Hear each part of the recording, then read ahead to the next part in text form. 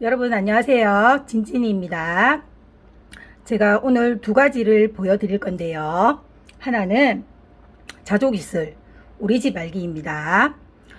제가 자조기술에서 가장 많이 초점을 두는 부분이 화폐랑 또 생활 알기 부분입니다. 우리 아이들이 최소 생활을 하기 위해서 내가 할 수 있는 게 또 화폐, 동계산 기본적인 거는 조금 할 수 있으면 좋지 않을까라는 마음에 먼저 이렇게 워크북으로 연습을 한 다음 자조기술은 먼저 활동이 아니라 학습으로 먼저 하고 난 후에 반대예요. 현장에 나가서 한번 할 수 있도록 친구들을 지도 한번 해볼 거예요. 자, 자조기술 우리 집 알기. 자, 우리 집 구조는 어떻게 되어 있는지, 우리 집뿐만 아니라 기본적으로 집 구조는 어떻게 되어 있는지 친구들에게 알려주고요. 각 방 아니면 각 무엇이 배치되어 있는지 알려줄 거예요. 그래서 이렇게 해서 여기는 어디인지 찾아보게 할 거고 또 단어를 익히게 할 겁니다. 그 다음 안방에는 어떤 물건들이 있는지 물건의 명칭을 최소한 알 수 있도록 학습을 시키는 부분이에요. 이렇게 해서 명칭을 알 수 있도록 학습을 시키고요. 이렇게 한 번 더 반복적으로 한번 찾아서 숫자도 적어보게 하고요. 그런 다음 자, 연결된 고리 어디에 두어야 하는지, 침대에는 무엇을 두어야 하고, 자, 옷장에는 어떤 것을 두어야 하는지 기본적인 개념을 일러줄 거예요. 이렇게 해서 학습으로, 그림으로, 사진으로 먼저 해본 다음 집에서 바로 현장에서 어떻게 할 수 있는지 해보도록 학습시킬 겁니다. 자, 그 다음 어휘로 한번 풀어볼 거예요. 서랍 안에 넣는 것은 무엇이야? 서랍이란 뜻을 아는지, 그리고 발에 사용하는 것은 어휘로 이렇게 친구들한테 익혀보게 할 거고요. 이렇게 다 반복될 거예요. 이거는 아동방 아니면 내 방, 동생 방 이런 식으로 한번 해볼 거예요. 이렇게 해서 집 모든 구조를 또 연결된 고리 어떤 게 된 건지 부어해서 다 할 수 있도록 집안 구석구석 모든 걸 다 할 수 있도록, 또 물건이 어떤 건지 어떻게 사용되는지 부분까지 다 할 수 있도록, 또 어휘로 풀어보는 부분 또 다 할 수 있도록 할 겁니다. 이렇게 해서 집의 모든 부분을 한번 해보게 할 거고요. 그 다음 제가 또 신경 썼던 부분이 우리 친구들이 또 스스로 할 수 있는 거, 빨래, 자기 빨래 정도는 스스로 할 수 있도록 어떻게 되는지 세탁 부분, 그 부분도 제가 첨가를 했습니다.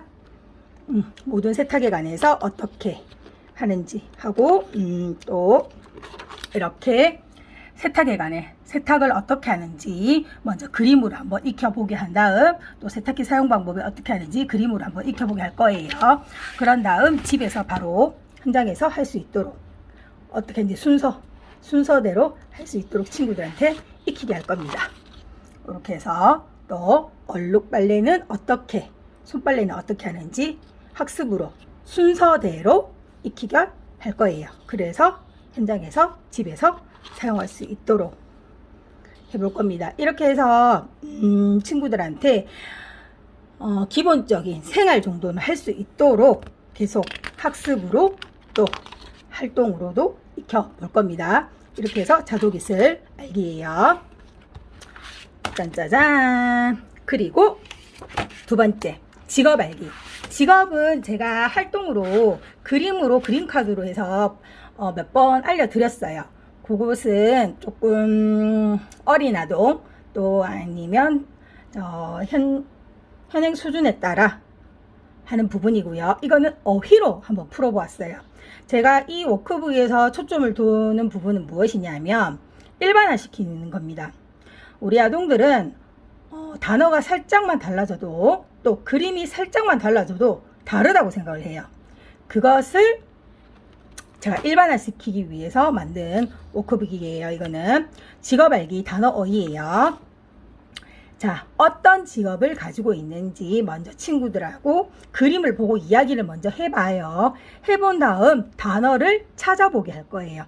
그래서 번호를 적어보게 할 겁니다. 자, 그 다음 그림과 단어를 매칭시키는 연습을 할 거고요.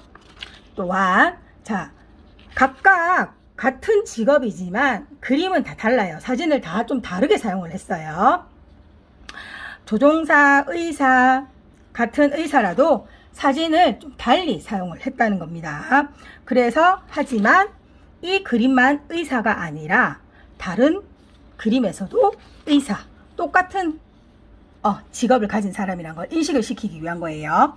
자, 조종사, 이렇게 똑같은 인식을 시키는 부분입니다.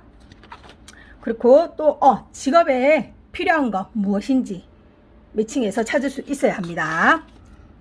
또 각각 직업의 장소, 어디서 일을 하는지, 그리고 운송수단은 어떤 건지 그 부분도 함께 익혀나가는 부분이에요.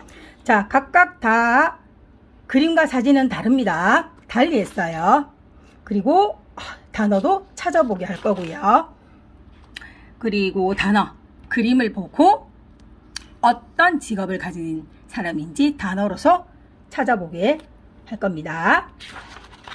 그 다음 이제 어휘로 넘어갈 거예요. 자, 설명을 읽고 찾을 수 있어야 돼요. 나는 당신의 차에 기름을 채워주어요. 누군지, 일하는 사람, 또 어딘지, 장소, 직업과 장소를 찾을 수 있어야 합니다. 자, 우리 주변에 다양한 직업을 가지고 있고 다양한 장소가 있다는 것 알려주는 부분이에요. 또한 문장으로 표현을 해볼 거예요. 나는 누구누구입니다. 내가 일하는 곳은 동물병원입니다. 이렇게 표현할 수 있어야 돼요. 같은 요리사라도 음식을 만드는 요리사도 있고 빵을 만드는 제빵사도 있어요. 그것도 구분해서 알려줄 겁니다. 자, 이렇게 해서 저는 어휘를 이해하는 부분을 조금 많이 넣었어요. 같은 직업이라도 다양하게 표현을 해보았어요. 그래서 친구들이 단어와 어휘가 조금 달라져도 다른 직업이 아니라 같은 직업의 사람이라는 걸 알려주기 위해서 저는 조금 다양하게 넣었어요. 그리고 그림을 보고 그녀인지 여자일 경우에 그녀인지 그인지도 알 수 있어야 합니다.